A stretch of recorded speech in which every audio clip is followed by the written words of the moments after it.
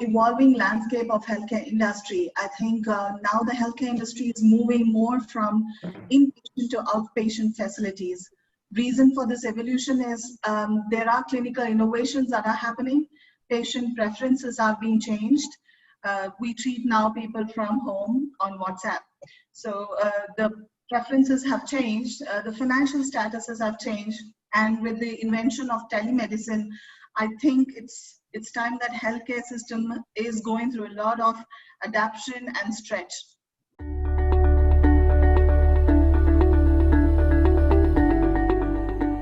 Most of the medical fraternity has not seen this kind of, this kind of a pandemic, and including very, very senior consultants were also very scared to come to work, because most of the senior consultants are senior in age also.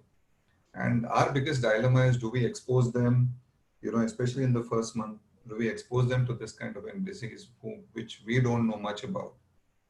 So we took a call that our senior people, our senior consultants will not attend work for a month and a half till we come to terms with this.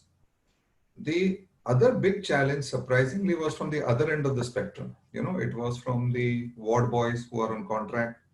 It was from the the housekeeping guys who are on contract.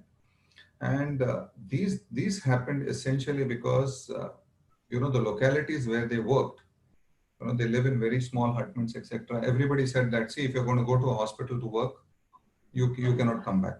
We don't want you entering our cluster. So what we did is that we actually arranged for accommodation for all these kinds of people.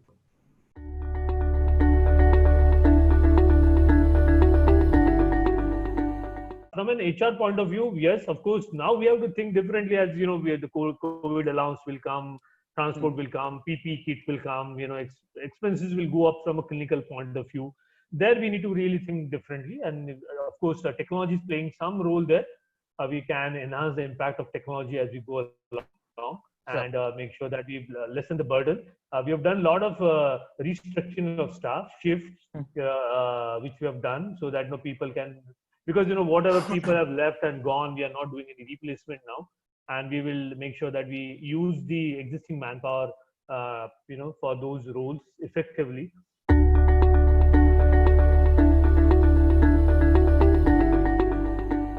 Employee experience that is going to decide what is going to finally happen. So I guess somebody was mentioning that responses need to be custom made. So yeah, basically tailor-made responses to workplace challenges is one thing that I noted down. And expanding on the goodwill and camaraderie that most organizations have earned in phase 1 and phase 2.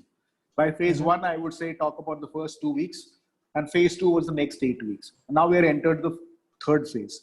So continue to build trust. And somebody was saying, Rahul was saying, I think they started talking to the families of the employees. So that is the way you have to build trust.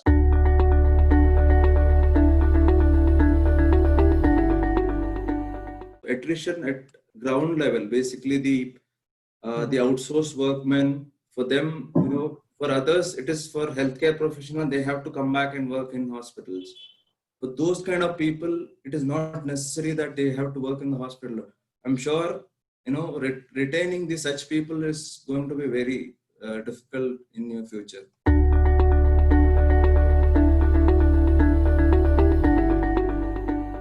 My sense is, given this particular business scenario, there would be a huge amount of opportunities for consolidation in the industry that will happen.